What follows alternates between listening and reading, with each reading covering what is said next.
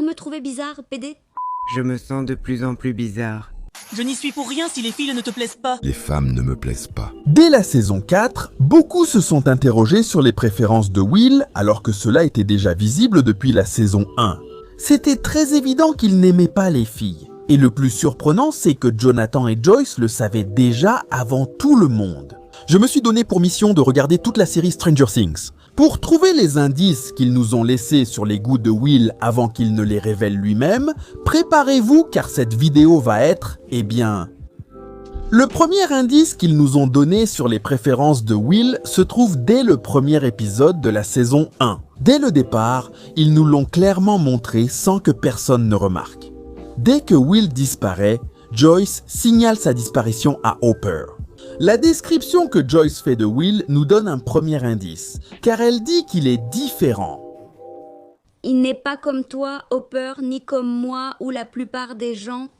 Elle ne le dit pas comme une insulte, mais comme quelqu'un qui le connaît vraiment. Elle le décrit comme un enfant sensible, isolé et moqué par les autres, affublé de surnoms.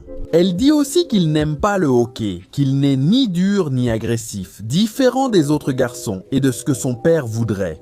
Eh bien, le plus frappant et révélateur de toute cette scène, c'est que Joyce mentionne que le père de Will l'appelait avec des insultes homophobes parce qu'il se montrait plus fragile. Il se moque de lui et de ses habits. Qu'est-ce qu'il y a de mal avec ces vêtements?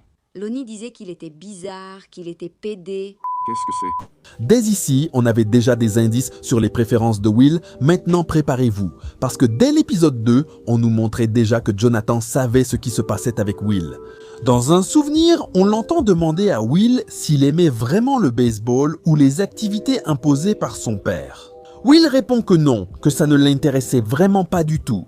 Alors, Jonathan lui dit quelque chose d'important. Il lui dit qu'il n'a pas à faire des choses juste parce que quelqu'un d'autre le veut et qu'il n'a pas à se forcer à s'intégrer. Il ne faut jamais choisir uniquement parce que d'autres te le disent. Jonathan veut vraiment soutenir son frère. Il savait déjà que Will n'était pas à l'aise avec ces choses masculines qu'on attendait de lui. C'est pour cela qu'il ne le juge pas et qu'il le comprend simplement. Et c'est quelque chose qui va se répéter tout au long de la série, dans l'épisode 4 de cette première saison. Après la cérémonie, où tout le monde fait ses adieux à Will, Troy et son ami recommencent à faire ce qu'ils savent faire de mieux, c'est-à-dire se moquer de Will. Mais cette fois, ce n'est pas une moquerie ordinaire. Lorsque Mike s'approche pour leur faire des reproches, Troy ne s'excuse pas du tout. Au contraire, il lui lance une phrase assez dure. Il lui dit que maintenant, Will est déjà au pays des fées. Qu'est-ce que je fais ? Will est maintenant au pays des fées. Il le taquinait avec des mots liés au féminin et à l'homosexualité, une manière de qualifier quelqu'un de différent dans des villes comme Hawkins. Il le faisait de façon dure et irrespectueuse. Cela montre clairement que Will était déjà perçu ainsi avant de disparaître. Dans la deuxième saison, dès le premier épisode, Will n'est plus seulement vu comme différent, il commence lui-même à le croire. Jonathan découvre dans une scène clé qu'à l'école, on le surnomme l'enfant zombie en entrant dans sa chambre. Et ici, il se passe quelque chose de très important, car Will dit à son frère qu'en effet, il est bizarre. Je me sens de plus en plus étrange. Tu n'es pas bizarre. Si je le suis, je le suis. C'est-à-dire qu'il est convaincu qu'il y a quelque chose de différent chez lui, et c'est justement ici que Jonathan montre encore une fois qu'il l'a toujours su. Au lieu de le corriger ou de lui dire qu'il n'est pas différent ou bizarre, et qu'en réalité il est normal, il lui dit qu'être bizarre n'est pas une mauvaise chose, et que c'est même mieux qu'être normal. Cette saison 2 a un point clé sur Will, qui est maintenant vraiment évident. Et dans les épisodes suivants, Lucas et Dustin sont tous les deux obsédés amoureusement par Max. Mais Will est le seul à ne rien ressentir pour elle. À l'époque, ce n'était peut-être pas très évident, mais maintenant ça l'est vraiment. Plus tard, dans l'épisode 8 de la saison 2, on a le vaisseau arc-en-ciel de Will. Joyce tente de sortir Will de sa transe en lui rappelant un souvenir sur un dessin qu'il avait réalisé avec des crayons qu'elle lui avait donnés. En effet, Will a dessiné un grand vaisseau spatial coloré qu'il a appelé le vaisseau arc-en-ciel. Tu as dessiné un grand vaisseau arc-en-ciel. Et ce n'est pas juste un dessin quelconque, c'est la même série, utilisant les couleurs de l'arc-en-ciel pour représenter ce côté de Will. Pendant cette même transe, nous avons aussi Mike. Toujours Mike, car le moment qui le fait vraiment réagir de la transe n'est pas anodin. C'est quand Mike lui parle de la façon dont ils se sont rencontrés, de l'importance que cela a eu pour lui. Là, Will revient grâce à ce souvenir. Coïncidence? Je ne pense pas. Nous savons maintenant ce que Will ressentait pour Mike. Dans le dernier épisode de la saison 2, juste pendant le bal, Will essaie de s'intégrer. Il danse avec une fille, mais semble mal à l'aise, comme forcé de faire semblant. En revanche, si vous regardez les autres garçons, ils profitent tous pleinement de cette danse avec les filles. Même Lucas et Max s'embrassent, tout comme Mike et Onze, alors que Will est juste là, dansant comme un robot avec la fille. Dans la saison 3, ils ont abandonné la subtilité pour accentuer la douleur et le drame. Ici, ils voulaient déjà clarifier les sentiments de Will. Dans l'épisode 1 de la saison 3, après que Jonathan soit embrassé par Nancy, Joyce taquine Will sur le fait qu'il tombera amoureux un jour. Mais Will affirme que non. Je ne serai jamais amoureux. Il dit ça car à ce moment, Mike passait tout son temps avec Onze, empêchant Will de voir son béguin. Et en plus, la bande commençait déjà à perdre de l'intérêt pour jouer à Donjons et Dragons avec Will, donc Will se sentait exclu. Et quand Will détruit le château Byers, ce n'est pas seulement par caprice, c'est parce qu'il sent que Mike l'abandonne pour Onze. C'est comme une représentation du cœur brisé que Will a maintenant, pas d'un enfant immature. Eh bien, si on y réfléchit depuis la première saison, Mike et Will se sont montrés comme les meilleurs amis, Mike a toujours soutenu Will, c'était même celui qui se montrait le plus préoccupé par ses affaires. Si vous me demandez, Will est resté assez confus par la façon dont Mike le traitait parce que Will le voyait déjà comme quelqu'un de plus qu'un ami. À l'arrivée de Onze, toute cette attention que Mike portait à Will disparaît simplement. Dans l'épisode 3 de la saison 3, Mike prononce la phrase qui brise le cœur de Will. Après que Will se fâche parce que ses amis prêtent plus d'attention à leur copine, il s'enfuit en courant et Mike le suit.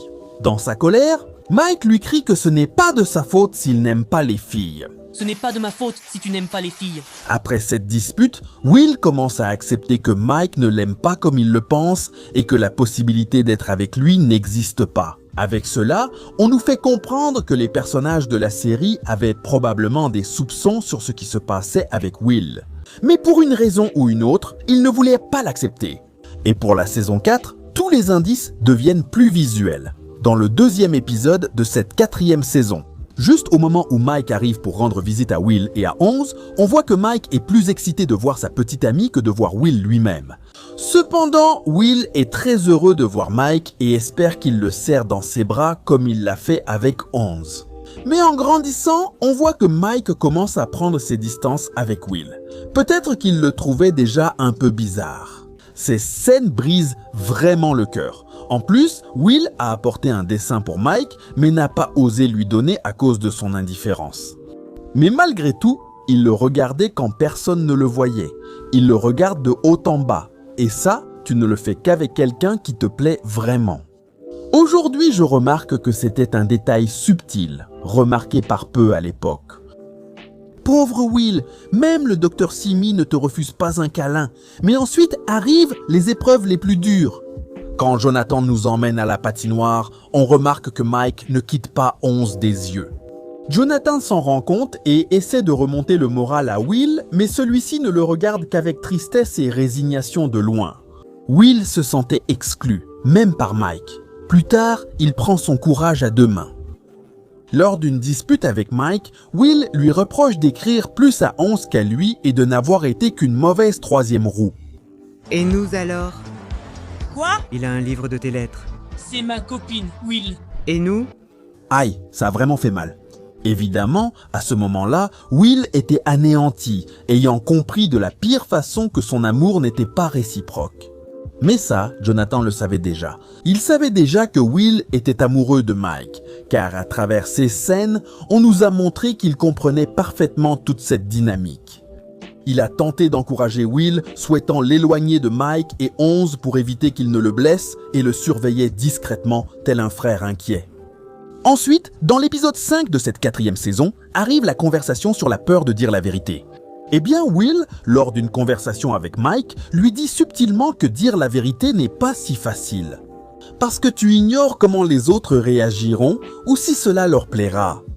Dire ce que tu ressens vraiment. Que se passe-t-il si tu ne l'écoutes pas? Will commence à penser qu'il vaudrait mieux exprimer ce qu'il ressent sans savoir comment le faire sans perdre ceux qui comptent pour lui. Mais dans l'épisode 8 de cette saison 4, Will trouve un moyen de dire à Mike ce qu'il ressent mais sans être trop direct.